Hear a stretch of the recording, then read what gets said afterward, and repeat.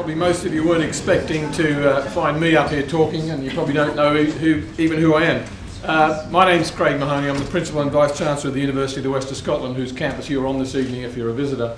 But we're also the co-host of the Scottish Baptist College, and the Principal Ian Birch is here this evening. Ian is very much a part of this university campus and what we do here in Paisley. But, and I'll hand over to him in a moment, who will introduce tonight's guest speaker, which we're delighted to have here. David, you're very, very welcome. Historically, I'm sure some of you know that the university opened its doors in 1899. Just checking where my prompt is at the back. 1897, a foundation stone was laid by Princess Louisa in the back part of the campus over here by the Gardner building. And then 2 years later, in fact yesterday, that number of years ago, the first students walked onto the campus. There were apparently 600 students as the campus opened, and there were two staff. One was the principal, my role, and the other one was the janitor, far more important. All other staff were fractional and had jobs elsewhere and just worked part-time on probably 0 hours contracts, but we don't mention that, do we? That's a historic phenomenon. But of course the Baptist College is older than us. It's actually 125 years, and you'll have known that from the flyer, that the Baptist College has been delivering degrees and content over a long period of time. Now, historically, I did a little bit of research on this. I don't know all the details, and Ian can probably talk more eloquently about it than me, but essentially the Baptist College has been an itinerant for a number of years. In that it occupied places and spaces across Glasgow until eventually coming to locate itself here with us in 2001, I believe. And so since 2001, the Baptist College has been on the campus, and as I said, is a very welcome co-partner to higher education delivery, and delivers a Bachelor of Divinity in Theology and a graduate diploma in Pastoral Studies. And we're delighted to be validating those degrees. My understanding is as well, it was in the late 1990s when the university, as it was at the time, Paisley University, took over the responsibility for validating your program. So there's been a long and productive association with the university over that time, and we hope that will continue for a long time to come. So without wanting to say anything else from my perspective, it's a delight to have you here. If you're a visitor to the university, you're very welcome. Lots of things go on this campus beyond the programs that Ian is involved in, and if you want to find out more, then my colleague and Provost, Steve Olivier, who's sitting at the front here and will be here to the end, will be happy to answer your questions. Have been able to join us this evening for what is the beginning of a year of celebration for the college, which was founded in 1894 in Glasgow in Buchanan Street, and with about 4 students as I understand it, so a few less than the university. But over the years, the college has moved from a number of different locations, and we've gathered 1 or 2 extra students along the way, and developed a program of training and educating people for Christian service, for Christian ministry in churches and in school teaching and chaplaincy and other walks of life. So we're really glad that you're able to come this evening as we begin this year of thanksgiving and of celebration for support and faithfulness of people over many years, which has helped the college to sustain what it does. We're really grateful to the university as well for giving us a home here and for being so supportive in so many ways in what we do. We feel very much a part of the life of the university here, and that is a large part due to the hospitality and the welcome that is extended to us. And so, Craig, we're really grateful for that, and to Donna McMillan as well, who liaises between the university and the college, and for sponsoring this evening's event and being part of this celebration. And we're absolutely delighted as well to have Steve Olivier, who's a member of a Baptist church in Dundee and is provost at the university and deputy vice principal. And Steve is actually going to he is an ethicist, and he is going to give a response to David's paper at the end of the lecture tonight, and that will open up the way then for questions and for comment and discussion around some of the themes that David is developing. Of course, the college was founded in the later part of the 19th century in order to train people to be good teachers of God's people in churches and other contexts. And truth is at the heart of what we are about as we do theology together. And so this theme that we are thinking about this evening is at the core of our identity as the Scottish Baptist College, the core of the identity of the university, I guess, as we explore truth in many of its dimensions. And so we're looking forward to what David is going to share with us this evening. David Gushee, Professor David Gushee, is a professor at Mercer University in America, the Distinguished Professor of Christian Ethics and Director of the Centre for Theology and Public Life. So he is very well placed from a number of angles to speak on this theme that we're reflecting on this evening. He is a theologian, a philosopher, an ethicist, somebody who has studied social sciences and also been a political observer of what is going on in the States for many years, and I hope maybe an observer a little bit of Europe and the UK too. There seems to be a lot of commonality between what is going on in the States at the moment and what is going on in our own country in regard to political affairs, and issues of truth speaking are very important to us all.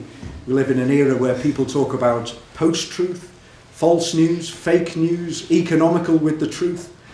I think when we were growing up in Sunday school, people might have just labelled all of that as maybe lies. But, you know, that's way, way too simplistic at the moment. And all of this is having an eroding effect on public discourse and on the way that we relate to each other and the way that we can relate to each other and discuss the very important issues that face us nationally and globally at this time. And so we're absolutely delighted that David, who has a lot to say on this theme, has come from the States to join with us, to help us to celebrate, to help us to think, to help us to reflect, to help us to be deeper and more engaged people. So as I say, David's now going to speak, Steve is going to give a response, then there'll be questions and answers, and following that, the university has provided some refreshments for us in the room next door, so we do hope that you'll be able to stay and to have some conversation with one another. So David, we're delighted that you're here. We give you a very, very warm welcome, and off you go. Thank you.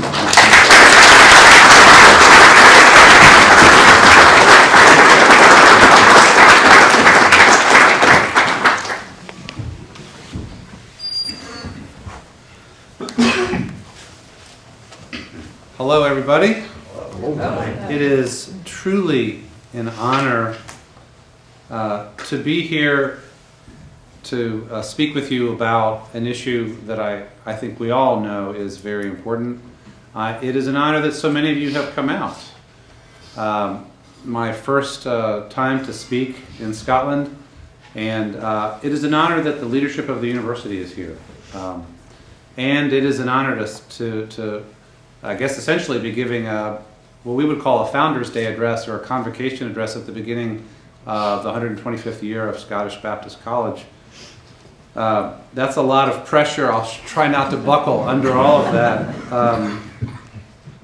So I am a Christian social ethicist, and part of my understanding of my vocation as a Christian social ethicist is to bring the materials of Scripture and Christian theology and tradition to bear on contemporary realities. This is a new talk that I've written for tonight, though some of the material is drawn from my textbook, Kingdom Ethics, written with Glenn Stassen some years ago. The topic, as you've seen on posters everywhere, is what is truth and why it matters today more than ever. It's interesting, the sense that my country, I think yours as well, is in a profound political crisis that is also a crisis about truth, I think is something that we share. And so I shall plunge in. And though there are lighthearted notes in this talk, I feel that I am addressing you at a moment, at least in my country, of profound crisis. So as I began drafting this talk, the United States political community, the politically oriented citizens and media, were in an uproar over a weather map. Did you hear about it over here? Yeah. It's a scandal. They emerge weekly in our country right now. This scandal was called #SharpieGate. What happened was the President of the United States had incorrectly tweeted, Twitter, where we do our politics in America, had incorrectly tweeted and then stated on September 1st that a hurricane named Dorian was going to hit Alabama. At the time of his tweet, this information was inaccurate. It was an understandable error because earlier projections had the storm at least touching Alabama. The National Weather Service, our authoritative weather agency of the government, quickly made clear in a tweet maybe 15 minutes after Donald Trump's erroneous tweet that Dorian was not in fact projected to reach any part of Alabama, and it did not. The Weather Service had to do this as a matter of public safety. Some people in Alabama still believe what Donald Trump says, and so they needed to be corrected. Initially, this was not a big deal. Of all the things that we have dealt with in our country in the last 2.5 years, this was not a big deal. The president had a bit of information wrong about the weather at a moment that he sent out one of his thousands of tweets. It could easily have been corrected. He could have said that he was very glad that the great state of Alabama had made itself ready for this ferocious storm and grateful to God that it had not reached that state. Instead, he defended the accuracy of his original tweet. This led to media pushback and considerable documentation of the erroneous nature of the original tweet based on the authoritative National Weather Service. This led to further presidential defenses of the tweet. Then, several days later, in an especially memorable moment in the history of the American presidency, President Trump was in his office meeting with media. He had a top aide bring him this map from the National Weather Service. In the original map that the National Weather Service actually produced, you see the storm was not projected in any part of it to reach Alabama. That's the state over there. But look, alas, someone had used a black Sharpie to draw a big circle extending the possible path of the storm into Alabama. An amazing development. When asked later who had drawn in Sharpie on an official weather map, the president said, I don't know. Much like a preschooler with chocolate on his lips. A few days later, the Washington Post reported that aides had revealed, off the record, that the president, who always carries black Sharpie pens with him, was himself the culprit. Incidentally, altering official weather maps turns out to be against the law in the United States. But the law doesn't seem to matter in our country as much as it used to. The president, in fact, had crudely altered an official weather map using a black Sharpie to protect the purported accuracy of his original tweet. At the end of the week of September 1st, a full week later, he was still tweeting out defenses of his original tweet and attacking the media for fake news. CNN was taking apart his claims, evoking further tweets. Finally, over the weekend, I think of the weekend of September 8th, the president had the Commerce Secretary call the head of the National Weather Service at 3 o'clock in the morning to order a correction of the National Weather Service tweet. And so, the National Weather Service, or the supervisor of the National Weather Service nationally, issued a correction of the National Weather Service tweet on September 1st, that the Weather Service had been in error.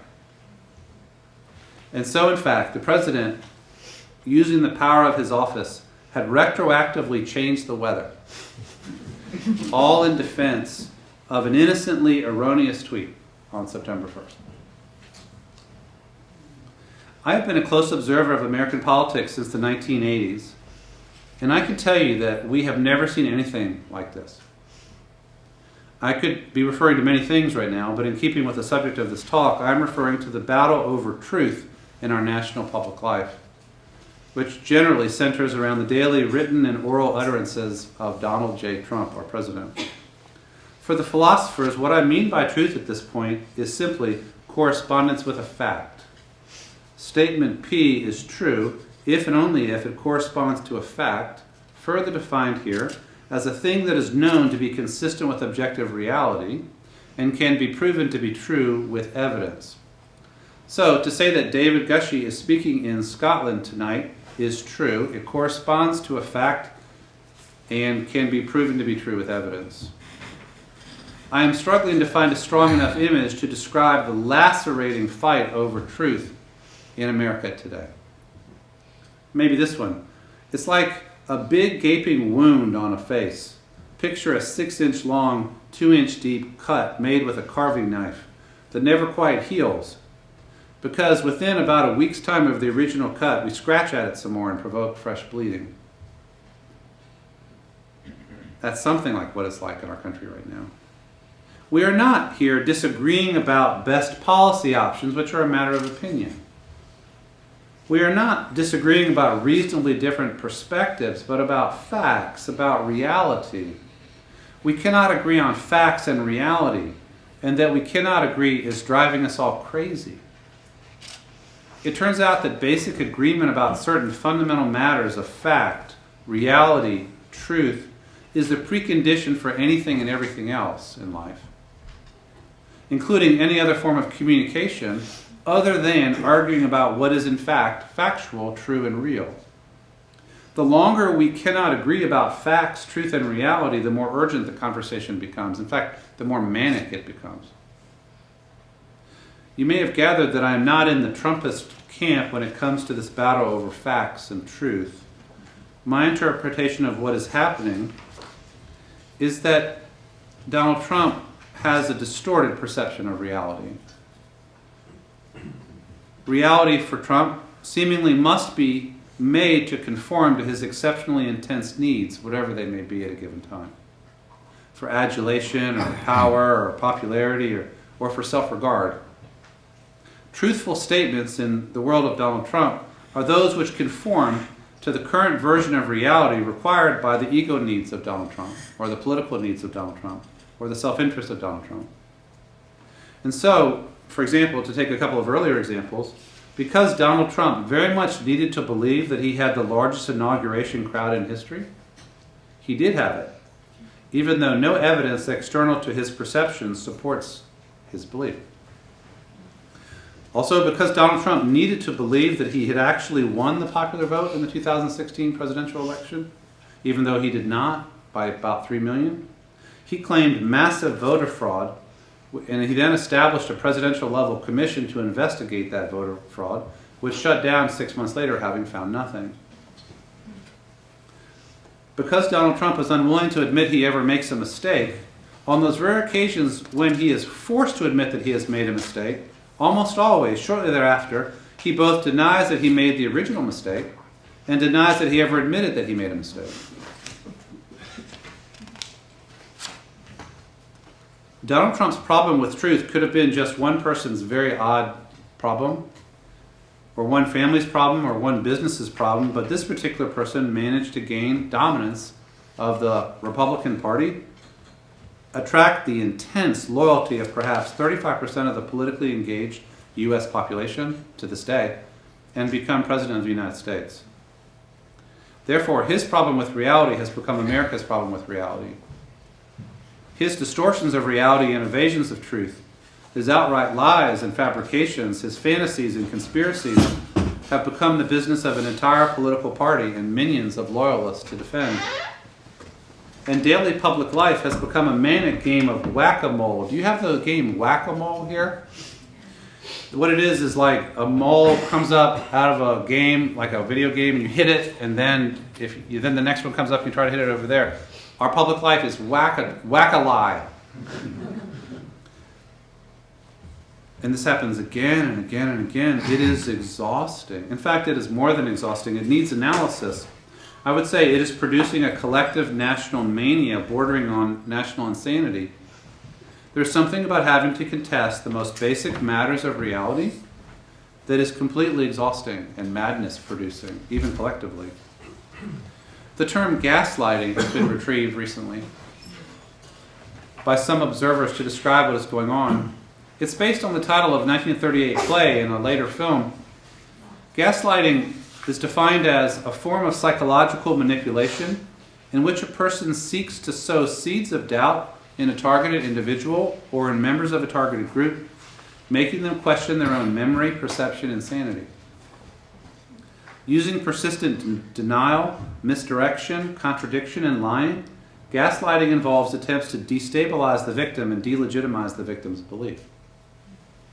Gaslighting is a form of psychological abuse that can lead to disorientation and even insanity. When deployed in public life, it is a form of political manipulation and abuse that assaults the public mind and destabilizes the body politic. The first movement of my talk. Next, theologizing about truth. This whole situation seems to demand deeper reflection about what is truth and why it matters today more than ever. Somebody should come to Scotland and give a talk about that. So my training, as I said, is in Christian social ethics, which involves some philosophy, some theology, and a lot of social problem analysis. So I, operating out of this disciplinary base, will now attempt to reflect some, theologically at first, on the meaning of truth and the ethics of truthfulness. So you're going to hear some theology here. Hopefully it's not too much. The Bible will actually be quoted here as well. So first, on the theme of God who is true. Anyone searching for a New Testament treatment of the theme of truth eventually finds her or his way to the Gospel and the letters of John. It is striking that of the 31 uses of the word truth, aletheia, in the Christian Gospels, all but 6 of them are found in the Gospel of John. Truth also appears as a noun 20 times in the 3 letters of John. A close reading of this strand of the New Testament shows several things about how the Johannine community linked truth with reality, God, Jesus, and their own lives. For John, Jesus is the only full earthly embodiment of truth. He is described as full of grace and truth, John 1:14. In John 14:6, he says, I am the way, the truth, and the life, identifying himself with truth. In preparing to leave his disciples, he promises the Holy Spirit, 3 times describing the Spirit as the Spirit of truth, as in John 14:17. This usage of the term truth suggests strong connections to Hebrew understandings of God's character, often described as truthful. Hebrew words for truth and truly, like emet and amen, or phrases describing God as the God of truth, Psalm 31:5, point to God's reliability, fidelity, and trustworthiness. It is not just that God is honest, that is, God speaks truth, but more deeply that God is true. That is, God is characterized by being true, by trueness, which looks like fidelity and reliability in keeping divine promises. Thus, for John to link Jesus with truth, or for Jesus to make this connection himself, is to claim not just that Jesus speaks truthfully, but that he embodies the character of the God who is true, reliable, faithful, trustworthy, and honest. This fidelity or trueness of God is a core theological conviction that then ripples out with implications for morality. In a secular pluralistic environment, one might attempt a translation of these biblical claims like this. There is such a thing as reality that exists outside of human perceptions. Human beings need access to this reality and truthful renderings of it. Human beings need to believe and even to know that there is reality and that it can be accurately perceived and truthfully described within the limits of human cognition, for sure. But human functioning in the world depends on such a belief, which drives our constant efforts to understand reality and to describe it truthfully, and our constant efforts to hold one another to telling the truth when we speak with them. For the Johannine tradition, followers of Jesus know the truth, 1 John 2:21, tell the truth, John 19:35. But more profoundly, disciples are from the truth, 1 John 3:19, in the truth, 2 John 1:1, and the truth abides in them, 1 John 1:2. They are made holy in the truth, John 17:17. So there's a kind of a mystical interpenetration of the disciple and truth. But this is threatened by any kind of disobedience on the disciple's part. The truth is something that disciples walk in, 2 John 1:4. That is, the truth is lived, kind of dwelt in. Failure to live the truth raises questions about whether the truth actually exists in such people, 1 John 1:8. That is, whether they truly love Jesus, because the one who loves Jesus keeps his commands, John 14:15. Jesus says, if you hold to my teaching, you are really my disciples. Then you will know the truth, and the truth will set you free, John 8:31-32. It is possible, even probable, that John's incessant reference to truth has at least something to do with the controversy that most critical biblical scholars think existed between the Johannine community and some Jewish religious leaders and groups at the time when the gospel was written, fairly late in the first century. It was a battle over contradictory ultimate truth claims about God and about Judaism. John was adamant that he and his community were in the truth and their adversaries were not. This clash of truth claims between Christians and Jews through the centuries has had fateful consequences, as we know. And Christians must acknowledge our responsibility for harming Jews on the basis of our discontinuous claims about truth. Anyway, for our purposes, two critical moral themes were helpfully introduced here, and in various ways they appear elsewhere in Scripture. First, the truth is not simply something that is believed or spoken, but instead it is a character quality, a way of being. It is a path that is followed, James 5:19, a place one inhabits, 2 Peter 1:12, a commitment of the self. Truth is something that is either in us or not, Genesis 42:16. It dwells in our hearts or our inward being, Psalm 51:6. And thus, if it is there, it emerges from our mouths when we have occasion to speak. Or it does not, because the truth is not in us, like is referenced in Mark 7:21-23. Zechariah 8:19 says truth is to be loved. Jeremiah 5:1 says it is to be sought ardently. 1 Corinthians 13:6 says it is to be rejoiced in. 2 Corinthians 13 says it is to be sided with. This connects with the virtue of purity of heart that Jesus taught in Matthew 5, which I think means integrity, a correspondence between outward action and inward thought, a lack of duplicity, singleness of intention, and the desire to please God above all else. So, truthfulness is a character quality, but secondly, one's commitment to the truth is verified by actions. These deeds or actions do include the nature of how one speaks, whether we lie and deceive or instead speak the truth, Psalm 5:9, Proverbs 8:7. Commitment to the truth also includes our openness to receiving and learning from unpleasant or corrective speech that confronts us. This ability to learn from corrective, truthful speech is the foundation, or one of the foundations, of growth and discipleship. It is also critical to life in community, Amos 5:10, Matthew 18:15-20. Openness to critical yet truthful speech that corrects our path undergirds the practice of continuous repentance that is fundamental to Christian living and Christian ethics as a discipline, and which can be commended far more broadly. I'm speaking simply about being open to correction and growth when the truth is presented to one and one realizes that one has strayed from the truth. So part of Christian living, on the account I'm offering, is a commitment to truth itself. Having shed a false apprehension of reality, there is no point in dabbling in falsehood in any arena of life. Discipleship involves stripping away all falseness and instead living in truth.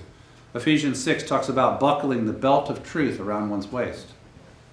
Believing lies is the path to immorality and disobedience and must be rejected. Christian existence includes putting away falsehood and various other sins of speech in all their manifold variety. By the way, if you're a preacher, you could do a whole 8-week series on sins of speech. including deceit and guile, dissembling and misleading, boasting and flattery, cursing and assaulting people with our words.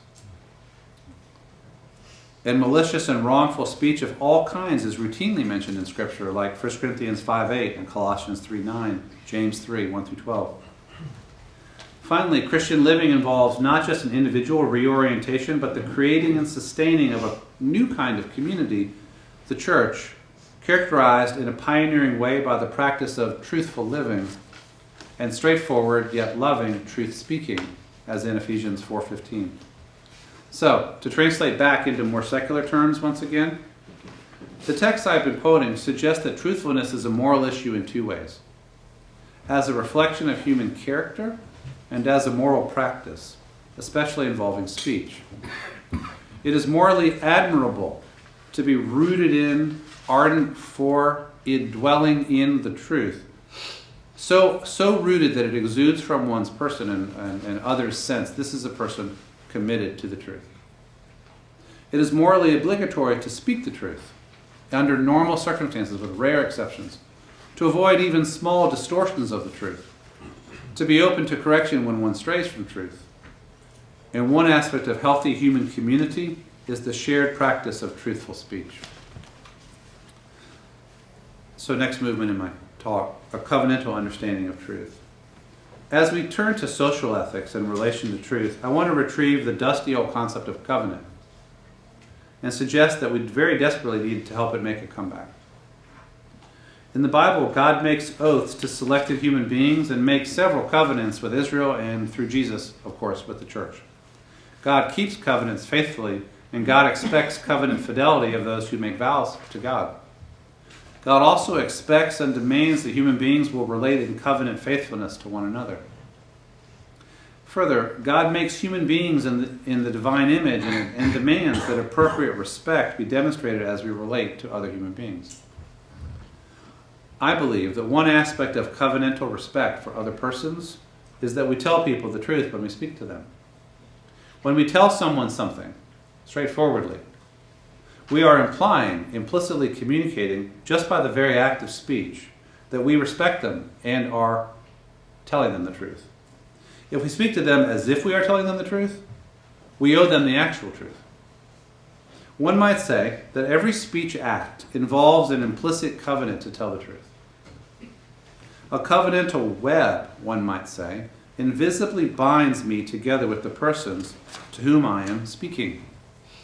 There can be no human community without the trust that follows from consistent truth-telling.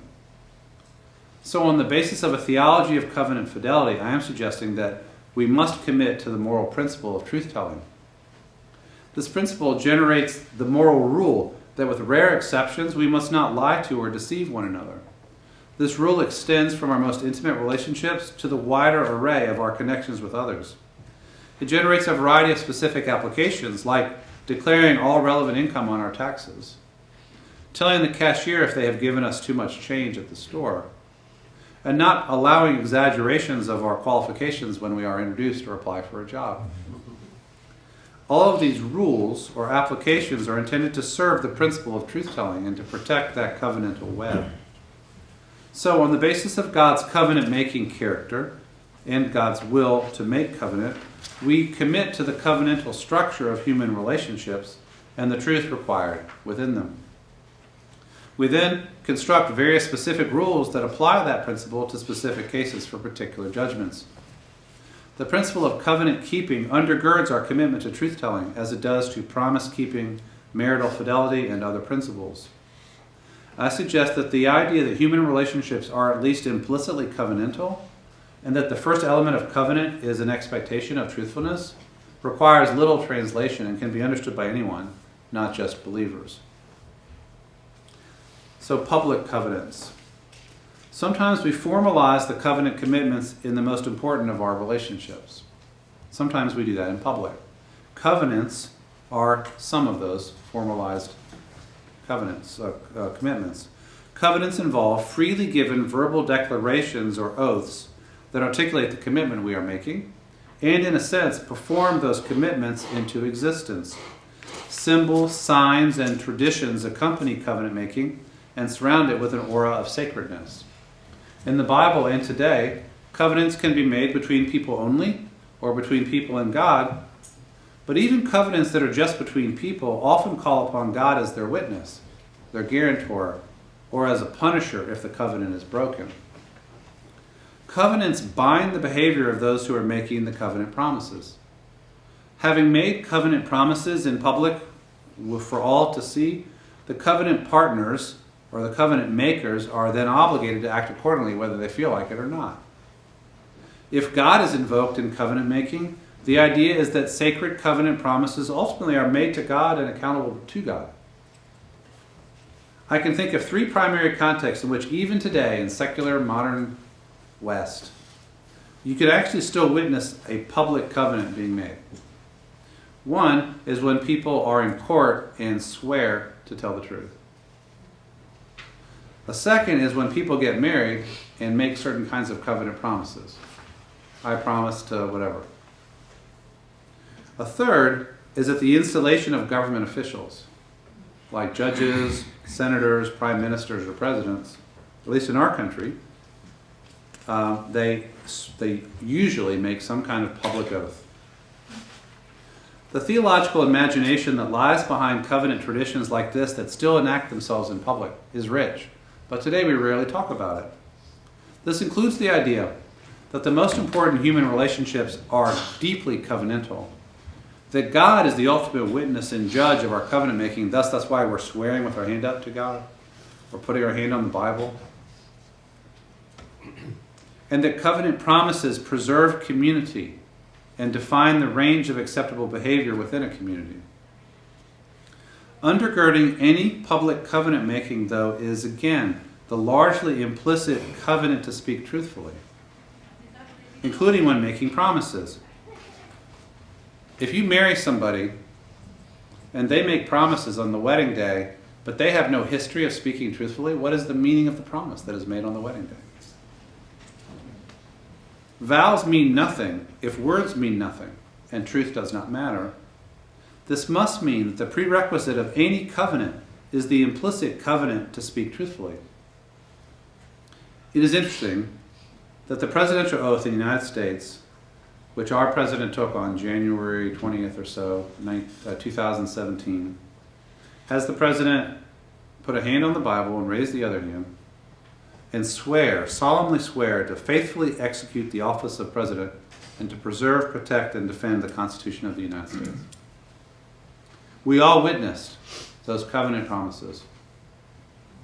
Our presidents, on their inauguration day since, I believe, George Washington, have publicly sworn covenant promises to the citizenry and implicitly to God. Every country needs government leaders who contemplate deeply what their covenant obligations really are before they undertake their offices. Considering the nature of the covenant between government officials and their publics should be part of political discussion at all times. And then when we vote to pick leaders, we should very carefully consider whether political candidates have a compelling and clear vision of the covenantal role of the office, and whether they have a track record of keeping covenants that they have made in earlier roles. This is one way in which private conduct and public responsibility are profoundly linked. If what we know about somebody, the total picture of what we know, shows covenant faithfulness, that's helpful to know. But if it shows covenant breaking, that's also helpful to know. So in retrospect, here is a pivotal failure of the United States and its Christians in 2016. The U.S. elected a person with a very long and well-established record of breaking all of his major covenants in personal, financial, and professional life, as well as a demonstrably casual relationship with the truth, which is the prerequisite for all covenant making. We had no legitimate reason to believe that such a person would prove seriously interested in the covenantal responsibilities of the presidency of the United States.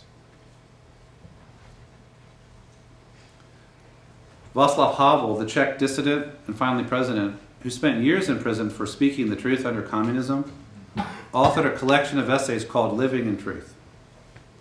Havel, like so many wise observers and victims of life under totalitarian regimes in 20th century Europe, documented with great profundity how truth is among the first casualties of political malfeasance and repression.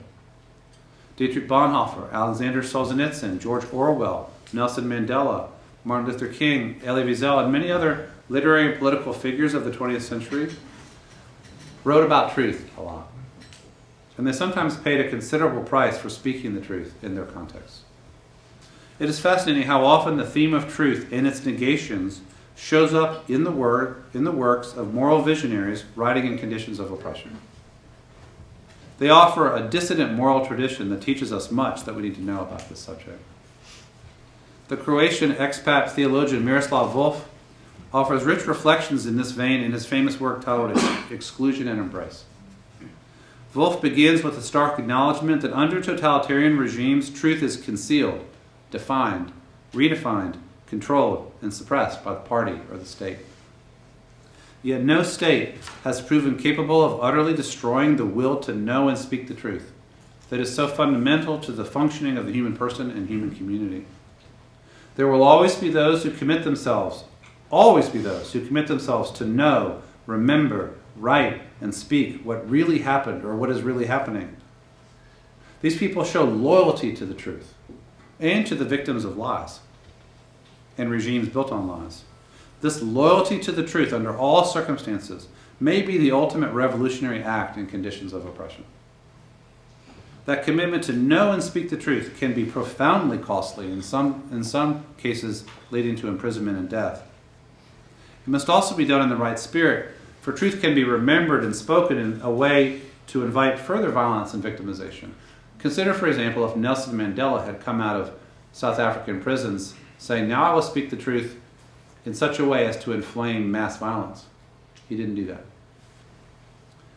Seeking and speaking truth may be risky, but is generally to be preferred to the alternative, though often what has to happen under oppression, strategies of fraud and falsehood, cunning and deception. The oppressed do sometimes embrace such strategies as a means of survival, or to find ways to break the hold of the oppressors over the public definition of truth. But Volf says that in so doing, they risk enthroning precisely the enemy that they seek to fight, which is lies.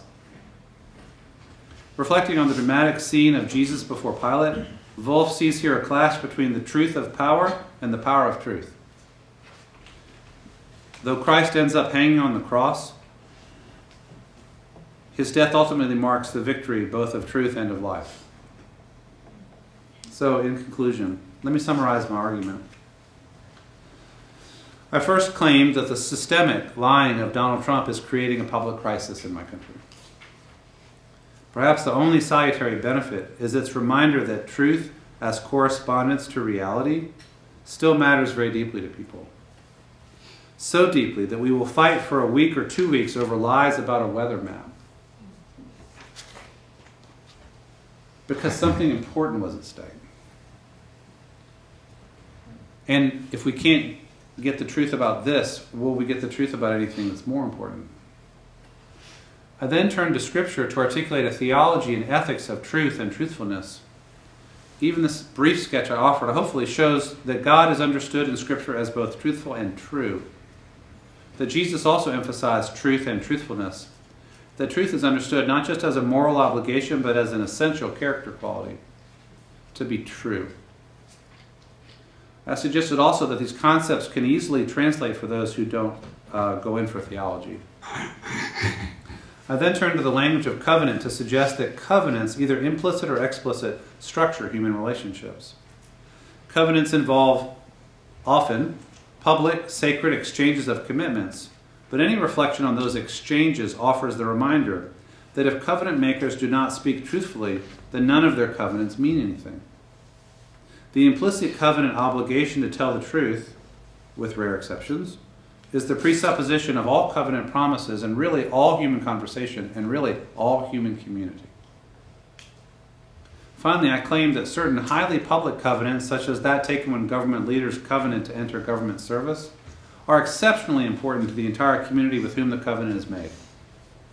Systemic lying by government officials characterizes the world's worst governments and was the subject of some of the 20th century's most exceptionally important resistance literature. I conclude by saying that even in deeply secular modern nations like ours, these truths still apply. The theology I have outlined may seem irrelevant to some, but the themes that emerge in these sacred texts, I think, remain acutely relevant. The absolute indispensability of truthfulness in human community and the covenantal obligations incumbent upon those who bear public responsibility helps to explain the consistent outrage of President Trump's opponents, and I hope the likelihood that in the end his presidency will collapse in a shower of truthfulness. Truth matters, truth lives, even in 2019. Thank you very much.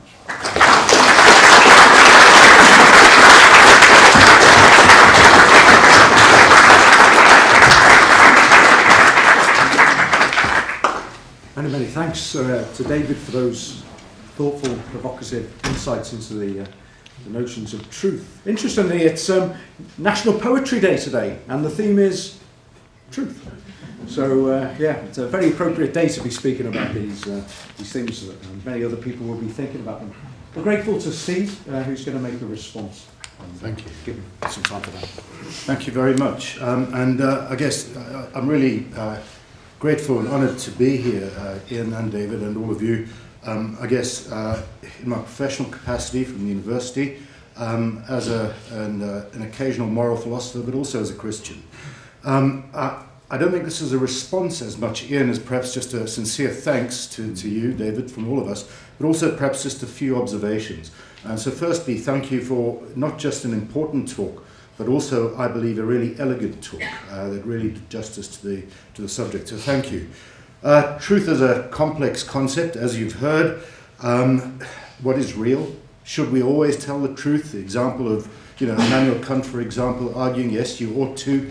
And the counter to that being, what if it's the Second World War, you are hiding a Jewish person in your house, you're almost 100% sure that person can never be found and is safe. Nazi officer knocks on the door, says, are you hiding anyone in this house? Do you tell the truth? It is a complex matter indeed. You delve into cultural relativism, which I believe might be justified. I don't believe ethical relativism is. And so on and so on. David also said that truth, and I paraphrase slightly, it's not just a belief, and it's a character quality, I think, that you said, and I absolutely believe that. Now, it certainly isn't just a belief, and I was sitting thinking about, does belief equal truth? Well, I seem to recall when I was little, my mum and dad told me that the moon was made of green cheese. It doesn't matter how much I believe that it is, it's not made of green cheese. Or perhaps a practical example, let's say I walked out into the street after this and a car had unfortunately rolled over somebody, and I really believed that I could lift that car off.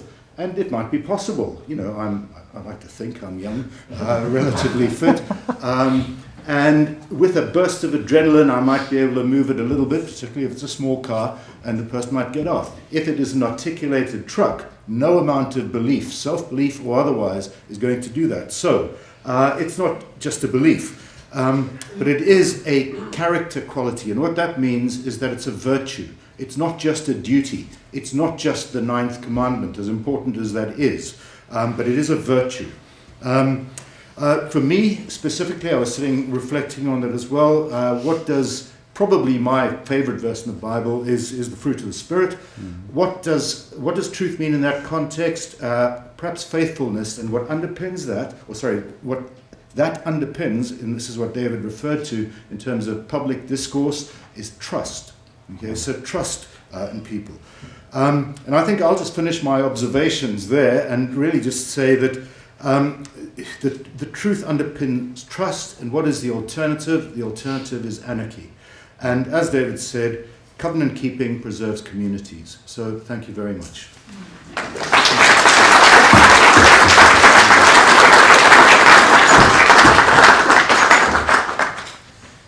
So there's an opportunity for questions or comments, or anybody wants to stimulate any debate.